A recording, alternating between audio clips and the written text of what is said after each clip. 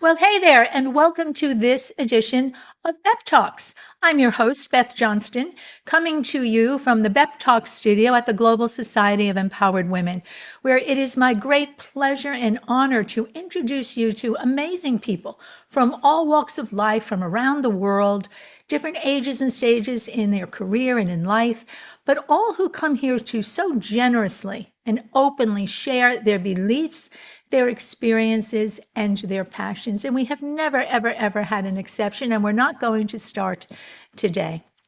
My very special guest today is Susan J. Schmitt Winchester. I just love that name.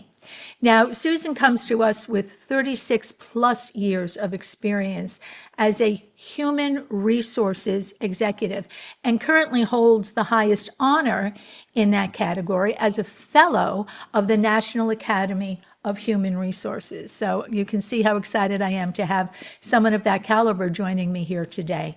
Now, Susan comes with 36 plus years, as I mentioned, and has so many passions that she's going to share with us today. She's worked with Fortune 100, Fortune 500 companies, has an illustrious cross-industrial combination of experience, all which I think has probably come together in something I'm very excited to talk to her about, is the book she co-authored called Healing at Work. I can go on about Susan J. Schmitt Winchester, but let's get right to it. Please welcome to the B.E.P Talk stage, Susan. Hi, Hi Beth. there, Susan. How are you today? I am terrific and very excited to be here with you today. Well, I am excited to have you here, and thank you for those very, very kind words. Um, I kind of don't know where to begin because you have so many accolades about which we can speak, and we will. I mentioned your 36 plus years of experience as a human resources executive, again, across many different industries. What was it that originally attracted you to HR? Oh, that's a great question. I had gone to college and I had a double degree in psychology and French. I had no idea what I was going to do with that. And so I went on and got a graduate degree in industrial organizational psychology, which I really loved. It's a nice combination between the quantitative and the qualitative. Mm, mm. So my very first job in Chicago was working as a compensation analyst for, at that time, a private company that made a variety of different hair care, deodorant kinds of products.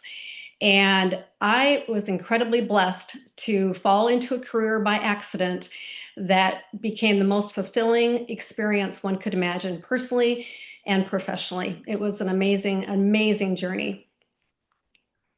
You know, you said kind of by accident. I personally don't think there are any coincidences in life. I think we end up where we're destined to be, and we, all of us like you and I, cross paths when we are supposed to. That's fair. I completely agree. I never expected it to be so amazing. I loved the work. I just didn't expect all the blessings that would come from the work, from the relationship with lots of different people, lots of very complex people, my own journey on that path. And I reflect back on it and I just am incredibly, incredibly grateful. I have so much gratitude for that. You think years go, right? That's Mhm. kind of where we all find ourselves. You are also a very sought after keynote speaker and a TEDx speaker. How did you get into speaking? Well, Martha and I wrote the book back in 2021, and I felt an incredible, compelling feeling. It was really a feeling that I had that it was my responsibility to share what she and I discovered in the writing of the book.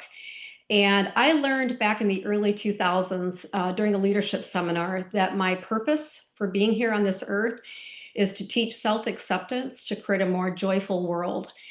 Hmm. And I feel like the book Healing at Work was all about um, helping people to find a deeper level of self acceptance.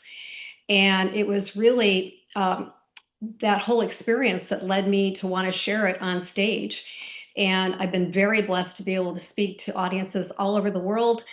Some amazing experiences, literally in Europe and Asia, in the U.S. in all Wow. kinds of different audiences. And so, at first it was kind of scary. I mean, I'm a pretty good speaker when I'm working in the workplace, but getting up on stage and talking about the personal journey that I experienced, being open and vulnerable, was a completely different approach to speaking. And it took a little bit. In fact, you and I were talking a little bit before. I almost didn't publish the book.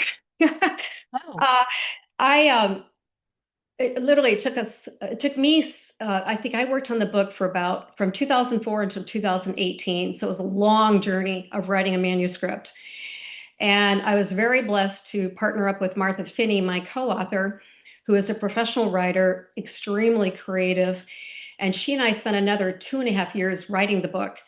And so 17 years the book was in process. And when we were ready to publish, I said, I can't do it. I was afraid of being judged professionally and personally. And I won't go into all the story behind it, but Martha helped me break through that by introducing me to somebody who really helped me understand that my purpose for writing the book, my why, was way bigger than my fear. And once I had that clarity, boom, I was able to get on stage and talk to anybody. it's all about the why. If your why is big enough and you are committed to it, really nothing can stop you. You might hesitate or take an extra couple of years to make the why big enough, but we're so grateful that you did. So the book, long in process, Yeah. I'm curious because through 2004 and 2018, like a whole new generation entered the workforce. Hmm. During that time, was there a lot of editing going on? Because did your perspectives change based on the years on the calendar, so to speak? It's a really smart question, and my answer is probably not going to sound too smart. I I never intended to write a book. I felt, however, compelled that I had a responsibility to write the book. I feel like I have a great faith in God, and I believe that it was God's um, love that guided me to keep Mm, writing. And I didn't mm, even mm. really know what to write about. And I had had an opportunity to speak to a team that I was working with when I was at one of my companies in Singapore. And they'd asked me to speak to them about my career, which I thought, well, who wants to hear about someone talk about themselves? It didn't seem like a good topic. And so one of my mentors said, well, maybe you should just talk about the good and the bad of your career. And I ended up calling the presentation "The Good, the Bad, and the Ugly." And it had such a profound effect on the audience. I was really surprised because when I talked about the things that had happened that were bad and ugly, not only in my career, but in my life, I'm getting chills right now. I felt so connected to the audience, and you could have heard a pin drop. And when I came back from that trip, I knew that the writing that I was doing was supposed to be based on different experiences that I'd had. And I love the work that you're doing with experiences and passions and beliefs. And so I just continued writing stories. I had, you talk about thinking about the context of the new generation entering. I was thinking about that in my work world, but it had nothing to do with my journey of just basically writing stories. I wouldn't even really call it well, it was a book, it was certainly a manuscript. It was a lot of stories written over many years, loosely sewn together by an amateur. And it was really, I just kept thinking about, well, what has happened in my life that was good and bad and ugly. And that's essentially what led to the manuscript. So I was disconnected from my work experience and what was happening in the world of people and talent because I was just so frustrated it was taking me so long to write these stories. And so I was not as clever to think about how might this affect our future generations. I can definitely see it now. If I could go back in time to when I started in my career in 1988, January 4th in Chicago, I would have paid $1 million to know the insights that I know now, that I teach now, that I coach on now, because it's life changing. I mean, I am a different person because of the insights that Martha and I discovered together when we came together. I didn't have those insights until Martha and I worked together. Mm. And so I was frustrated, of course, because I wanted to publish a book, but then COVID happened, and it gave us Yeah. lots of time to continue doing the research and the work that led to Healing at Work, Yeah. which actually was just recently an international bestseller in 5 countries. So I'm really proud of that. Thank Oh, congratulations. Oh, that thank is wonderful. That's thank you. wonderful. I have to say, clearly you were meant to speak because you are so perfectly, wonderfully good at it. Thank And you. the message is, might you agree with me that regardless of the story, so the book wasn't meant to be a textbook kind of a thing. It wasn't No, an educational no. thing. It was storytelling. Mhm, Do you believe, as I do, that regardless of what the story is or whose story it is, mhm. listeners find themselves in the story? Absolutely. Yeah. Absolutely. Without a doubt. I have lines of people coming up to me after I speak, wanting to share their own experiences related to what they connected to in the talk. So when you Yep. touch the heart and the soul, you touch you have a profound effect on people, and that is so to your credit. Thank you. I want to ask you a couple of questions. We kind of talked about. Well, you tell me, who is your audience? Who should be reading Healing at Work?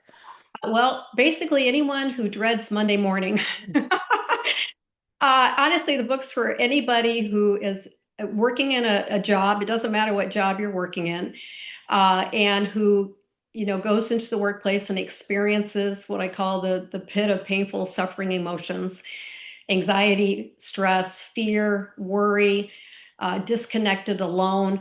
If you're feeling those things, if you're feeling upset because something's not happening for you in your career, if you're angry at a boss or at a colleague, any of these things that you're experiencing, these are all things that Martha and I call these bumper car moments, which are moments when we're working, when we crash into somebody or somebody crashes into us, and it's an emotional crash.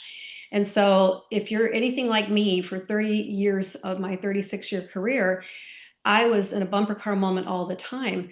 I had stories going on all the time in my head, blaming and judging the other person that had wronged me. So if you're experiencing any of this, this book is definitely for you. Oh, wow. Well, I'm thinking it's for everybody then. Yeah, pretty much Um, everybody. yeah, I'm going to say pretty much for everybody. We Yeah. all have those moments. Earlier in this conversation, Susan, you mentioned self-acceptance. Hmm. Based on that you use that term and based on what you just described, what's the connection between, is it lack of self-acceptance, therefore we look to blame everybody else? It's never about us, it's never our fault. Is there a connection there? Well, here's the connection. So there's some amazing research that was done by Kaiser Permanente and the Centers for Disease Hmm. Control, Hmm. and two doctors that led the research, doctors Felipe and Ananda. This was back in the late 90s. And what they were studying was the impact of childhood trauma on health.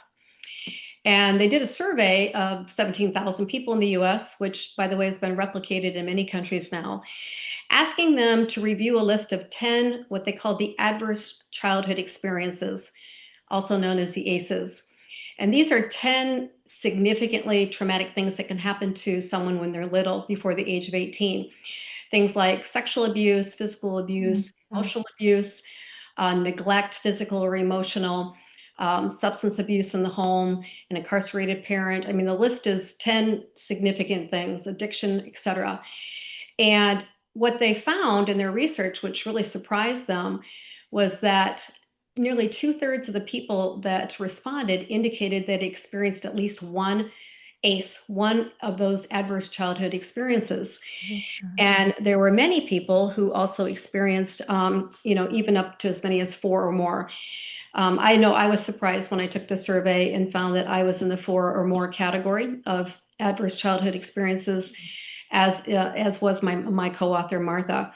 And so to bring that together into the workplace, if you think about, many of us have grown up in dysfunctional childhoods, and when we're in that dysfunctional childhood, we are taking on certain beliefs about ourselves based on whatever's happening around us.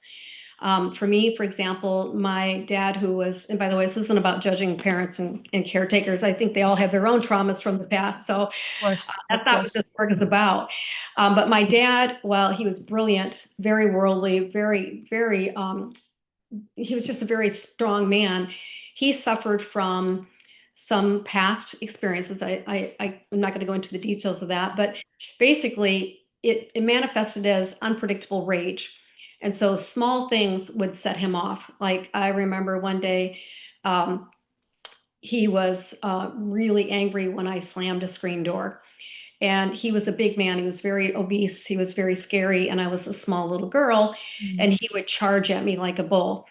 And so, what happened as a result of that, living in that state of kind of chronic hypervigilance, was Right. I came to believe that my um, that everybody else determined my worth and value, and my job was to be as perfect and people pleasing as possible to earn that validation.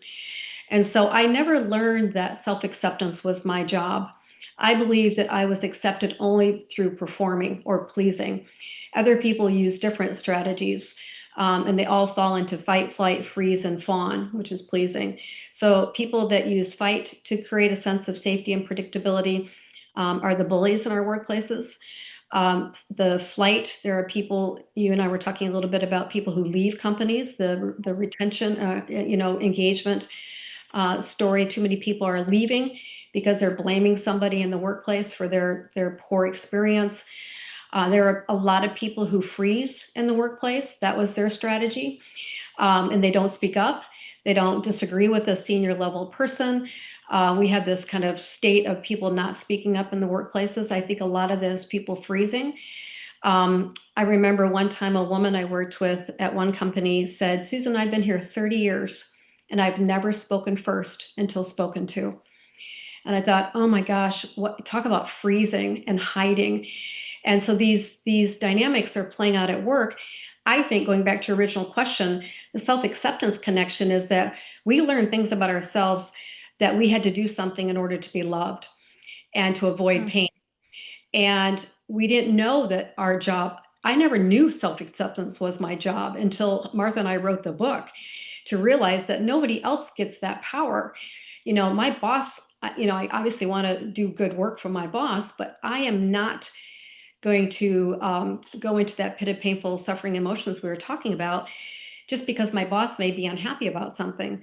But so many of us are unaware, we call it the unconscious wounded career path, where Mm. the past unconscious beliefs and patterns about ourselves and others, especially people in authority, are playing out in the workplace every single day. And so I have a chart in one of my keynotes that talks about we're not only bringing our professional adult self into the workplace, we're bringing our childhood reality with us. And guess what? Nearly 2/3 of the people in the workplace are doing the same thing. It's no wonder we have bumper car moments every day. Boom, Well, right? what else do you know? I Uh-huh. always think that you either repeat what you know because you Right, know it, and that's all you know, or sometimes you might do, depending, of course, on the severity and the situations, go completely opposite, which is not always the solution. That could be perhaps even more devastating than repeating. But the fourth one, you said fight, flight, freeze. What is the fawn? fawning is pleasing. It's a form of pleasing in order to earn validation.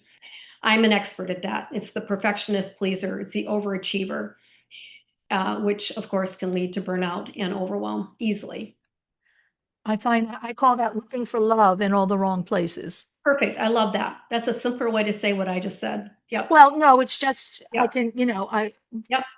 I talk to a lot of people and you kind of hear, um, well, every situation and combination of two people, of course, is unique, that there are patterns, Right. that there are patterns. So, are there solutions that by the time, let me back up a little bit. In speaking with other people, they say that what you learn, what you hear, what you experience by the age of 7, which I know we used to call the age of reason, where you could kind of begin to, I don't know, rationalize, judge, discern, is what kind of forms you and you take forward. Is that still the feeling in today's world? Well, I don't have broad research around that. What I do is have the ACEs research, which Right. has been replicated many different times. And so I do believe that our beliefs about ourselves and behavior patterns that we take on to create a sense of safety and security are formed, well, certainly, depending on when you experience a trauma. And that it has a profound effect on how we experience the workplace. And it's all, most of it for most people, it's unconscious. That's what's Mm. so unique about Healing at Work, the book, is normally we think about the workplace as a source of stress and pain. And what we're doing is teaching people that actually it can be quite the opposite. It can be a place for healing on many levels. And we always say, instead of the dog biting the man's biting the dog. That's what our Mm. book does, is teach people that they can not reverse, they can become aware of how much their past is shaping their experience here at work today. And actually, even people that did not experience one of those ACEs often come up to me and say, I had wonderful parents, they were loving. I didn't experience any of those 10 traumas. And then they tell me another story. And my dad was highly successful in the job he was doing, and I never felt like I measured up to that. Or, my mother was very concerned about me, and so she spent too much time with me. So I thought maybe something was wrong with me. So we form these beliefs, unconsciously. We're not aware of it. And again, we just bring it into the workplace and repeat and Mhm, perpetuate mhm, unconscious mhm, patterns and beliefs, mhm. which I know because the way I experienced this is, again, I was the performer, overachiever, perfectionist, pleaser. And, a lot of people look at that personality in the workplace and think, oh, they're driven for a need for success. It was actually not driven by a need for success. It was driven by my fear of failure and getting in trouble, because that's what I learned when I was little. And so it all boils back to becoming aware and conscious, and to Mm. recognize that there's nothing wrong with you. I think this is part of the human condition, and that there is a path forward for learning new ways of interacting with difficult people, situations, our reactions, etc., using the workplace. That's what's so neat about the book. That is so neat about the book. And as I said earlier, I am sure every reader will find him or herself in one or many of the stories that you share. So, in addition to the book being a vehicle, if you will, to help people, you also are an executive coach. Mhm. How do you work with people? Well, it may be my most joyful part of my post-retirement experience is the executive coaching. I have amazing leaders who I'm coaching. And so basically, what we do, of course, there's a journey where you build the relationship, you build the trust. And as we get more into the relationship, generally every client, and by the way, I'm also coached by an amazing coach, so I know this to be true for myself too, is that things come up at work sometimes that can really set us off, that can really cause us to have a strong charged reaction, a triggered reaction, an activated reaction, however you want to describe it. And so when that happens, what I do with my client when they're talking about a certain situation at work, and they're experiencing this painful experience, I'll often say something to the effect of, by the way, I'm not a therapist, I'm a workplace expert, so I stay very focused on the workplace. Mhm, mhm, All I say is, first of all, I say, what did you take it to mean about yourself when that happened? What was the belief you had about how that other person treated you? So that's the mm, first thing. I remember one person that I was working with said that they felt extremely disrespected by another leader that they were in partnership with. And I said, okay, and this person had a very strong anger reaction. And I said, can you think about anybody in your past that might have caused you to feel disrespected? And it doesn't matter where, it could have been a basketball coach along the way who they felt disrespected them. And, so it just helped them tap into the experiences that they've had related to the belief they're feeling at that particular moment.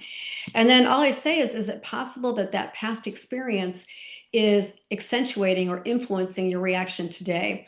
Because what I noticed after working for so many years with so many people is that when someone has an overreaction, like they are overreacting to something that's just happened, I always believe it's a bumper car moment that's happening in their own head based on experiences of the past.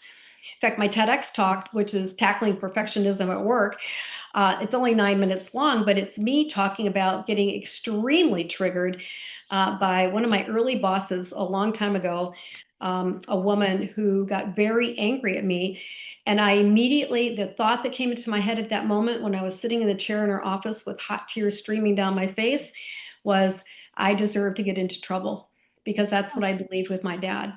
And so her ridiculous, out of control rage episode, I blame myself for it. And it was such a total overreaction to what was happening in the moment. I was a bumper car moment for her. She was for me for different reasons. Right. But working with my clients, we try to get at the root about, and I'm not trying to fix personal relationships. I'm trying to help them with difficult work related relationships. What they can start to detach from, this person really triggers me because they remind me a lot of my younger sister. And then we can work through, okay, are you putting too much energy on this situation with this person? And by the way, I teach a lot of different techniques for people to help process the emotion that's going on, um, because I've had wonderful mentors and advisors throughout my career. But first of all, it's just the realization, the conscious awareness of, yeah, you know what, you're right. My brother was really awful to me, or I had several brothers that would beat me up. And there was this fighting instinct that this person had. There's always a story. You and I were just talking about that. We Always. all have our stories. And depending on whatever story you've had in the past, it can easily be triggered in the moment at work. If somebody at work has hooked you, my hook was angry authority figures. Right. Right. And Right. I kept trying to hook into angry authority figures, hoping that I might resolve, and this is all unconscious, some unmet emotional need that my dad was never able to give me. Yeah. Yeah. So yeah, the work with my coaching clients ranges because of the breadth of the HR experience I've had. Sometimes they're working through some difficult issues with structure or communications, but when it gets personal and they're really emotionally charged by another person, that's when healing at work comes into play. Right. Right. Interesting when you said about the trigger and the person that you had that difficult moment with, and you said, warm tears streaming down your face. Triggered moments can set off a ripple effect. Yep. And one person, and then there's two, and then it affects a department, it affects a company. It's really something that needs to be somehow harnessed. I don't know that it can be controlled, but it needs to at least be recognized. And Yep. that at least when you recognize it, then maybe, well, then I would say then there is a potential to do something about it as opposed to Correct. let it go on. And I would say that that happens in family structures also. It does. It's No just a question. different environment. And you're saying that's where so much of this that you take to the workplace Yeah. Yeah. came from the household family environment. You Yeah. know, life can be so difficult, can't it? And to think that it starts with children at such tender ages Mhm. that they don't realize it and how it can affect them, us, everybody, for the rest of our lives. It's Yeah, that's beautiful. fascinating. The other thing that you made me think about too is that when you're working in a company or a team, and the leader who's responsible for leading people is unconscious, unaware, and dysregulated, it can absolutely not only affect how people experience their workplace, but it can actually start to erode the culture of the entire company, depending on the level of the person. And so, I mean, our senior leaders, our politicians, all of us are, well, many of us are carrying these old past pains and beliefs about ourselves Yeah. unconsciously. And because I never learned how to regulate my nervous system, most of us don't. So my way of regulating it was alcohol. Chardonnay and I were best friends for many, many years. I'm very grateful to be sober now for 22 years. Oh, But congrats. these patterns are playing out everywhere. And so, the impact of somebody more senior in the company who is unconscious and unaware and dysregulated Mm. can absolutely not only affect the system at work, but people will take their own pain home from that leader, and Yes, it yes, will be diffused yes. in their own family. Right. You've got to release it somewhere, right? You can't keep it all in. Yeah. Well, Terrible. actually, I'll just say one other thing.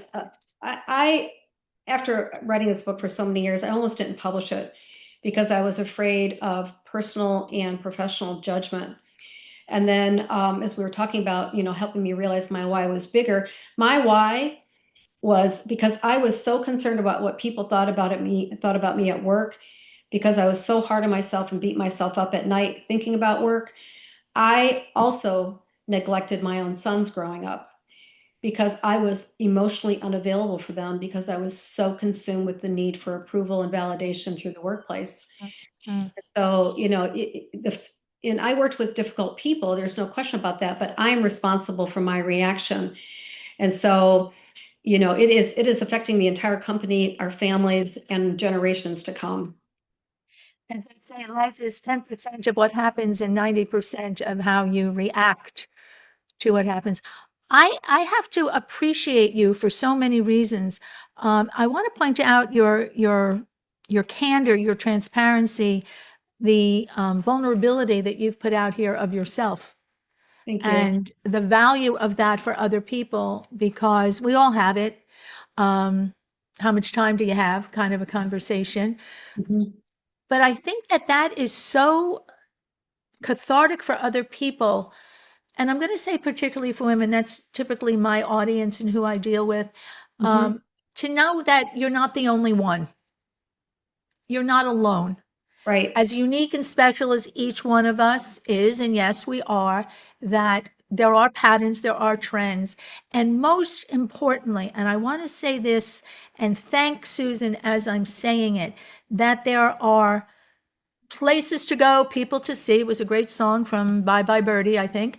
Um, to find help, to find relief and release. And whatever stage you're at of fight, flight, freeze, or fawn, that there is another step you can take. Right. And Yep. that you can identify your triggers if you haven't already. You were blessed that you identified yours. And when you identify it, you kind of arm yourself, do you not? To say, here it comes, and I'm Mhm. ready. I'm ready. And it's not going to set me off this time. Right. That I love that. In fact, I was just talking to a friend last week, Ben, and he said, talking about the next step rather than fight, flight, freeze, and fawn. He said, then we can get freedom. Whoa, I was just gonna, when you started saying that, I immediately felt freedom. Yeah. Yes, Well, and that is yes. so true. And again, we don't have time to go into all the practices, but there are ways to learn how to become regulated, to learn how to recognize those limiting beliefs. And you said it so beautifully earlier, is that when we're not aware of these things, we are ruminating throughout the day, at night. We are having fear, anxiety, stress, worry, unhealthy self-soothing habits. All these things are playing out. But there are techniques, and I can share some of them depending on our time today, of how you can actually break through that to get to the freedom. Because when you get to the freedom of releasing the belief that other people get to decide your worth and value, it is absolutely a place of freedom, without a doubt. So thank you. Can you share one, at least one Sure. very important way for us to all find that? Yeah, I'll give you a really simple technique, and it's a key question. It's a simple question to ask. The next time you feel upset by something someone's done at work, ask yourself this question, because we always are telling ourselves a story about why we're upset. The question is, am I sure?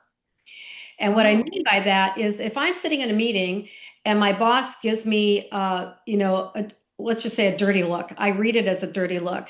And I immediately assume that he didn't like my presentation.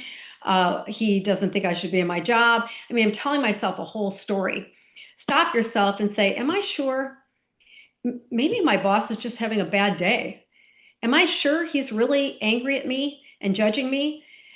So it immediately causes the body to go back into the prefrontal cortex, the executive functioning, problem solving part of our brain. When we're lost in fight, flight, freeze, and fawn, We are unable to problem solve. We are distracted. But just asking, am I sure? You know what? I'm not sure. Maybe he's mad at the guy sitting next to me. I have no idea. That's a very simple, easy to implement practice. Another practice that's really easy to implement is to start a journal of when you experience a bumper car moment. You know, when you get upset at work, something's happened, someone's mad at you, you've done something, you know, it doesn't matter. There's so many, you know, you get left out of a meeting, somebody interrupts you in a meeting. You know, oh my gosh, there's so many different things that can happen. When that happens, start taking a journal, write down, this is what happened. What was my belief? You know, what was the limiting belief and story I was telling myself about when this happened? And what were my reactions? What did I tend to, what was my response? How did I react? Did I stay quiet? Did I get angry?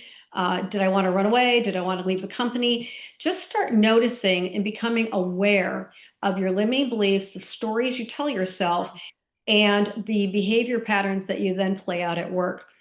Again, I think self-awareness and self-regulation are the two most important capabilities we all need at work, particularly those of us in leadership roles. So those are two very simple practices to start. And then there are other things as well, but that'll get people started. Is just start to do that. Wonderful. Does the book get into a little bit of that? Yeah, you know, the book, it does, absolutely. It gets into that. Martha and I wrote the book in 2021. We're now 5 years later, so I've evolved and simplified some of the techniques. I have, I have lots of things I can provide. I have digital courses that I can offer people. Obviously, coaching is one of my most favorite things to really get into some of the work, because the other piece going on here is that when we experience those traumas when we were little, when we experience stress and anxiety at work, it's all showing up in our body. And it's really important that we learn some of the body techniques, the somatic practices, to release that out of our bodies. And so there are different techniques to help people do that. And so that's another technique that's a little bit more sophisticated. So I know that your book, Healing at Work, is an Amazon best-selling internationally. So the book is available on Amazon. And I urge everyone, healing at work, and work might be the workplace, but for a lot of people, and again, I'm going to say particularly women, the workplace is the home. And that there are stories in there that will be relevant, relatable to you. I have to share with you, Susan. Growing up, I'm one of 6 children. Bumper cars were always our favorite. Well, and roller coasters. We were like, adventurous kind of kids, but we loved bumper cars. I'm not sure why, but we loved bumper cars. And I was getting visuals of all that, how you'd aim for someone and go in. And what happened when I talked about the triggering effect, I was picturing bumper cars that once two hit, it's likely a third one is going to hit and a fourth one. And you see it in real life, on the highways, unfortunately, pileups, that small things can become huge things. And anything that we can do to mitigate that, and it always comes from within. The seed may have been planted by our elders, our parents, our grandparents, what have you. That's been going on forever. It's what we know. It's how we're raised.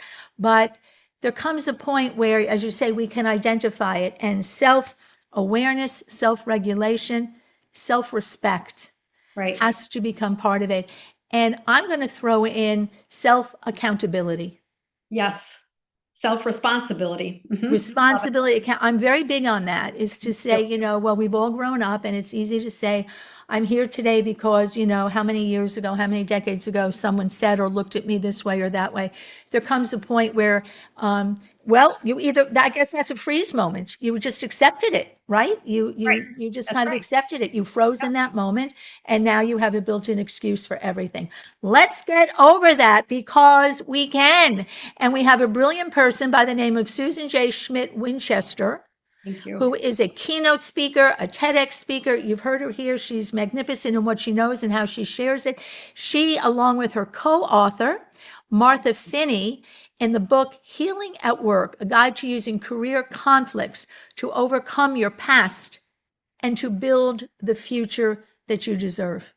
Beautiful. That's right. Please go to Amazon, look for that book. Susan, you're one of these people. I feel like I know you for a long time. We met less than an hour ago, truly for the first time. And I know I could speak with you forever. I'm going to get the book because that is how you and I will be able to keep Love this it. conversation going. I love I it. And just thank to you. warn everybody, chapter one is intense. I mean, it is the ground, Oh, okay. That's the foundation whiplash. for the whole book. It sets the stage, but I always like to warn people that Be chapter prepared. Well, you know what? I think you just increased the sales based on that very good little promo. We like those kinds of things. it's intense. So, yeah. Susan, thank you so much for being my very special guest here today on BEP Talks, where Pleasure. the vulnerability that we share helps other people to step forward. And I hope to want to share their story here on BEP Talks, where you bring your beliefs, your experiences, and your passions in a very authentic way. And it would be my honor. Please go to beptalks.com, see how to become a guest on BEP Talks. And as we always say, until we talk again, may the best always be yet to come. Thanks for joining us, and we'll talk again soon. Bye for now.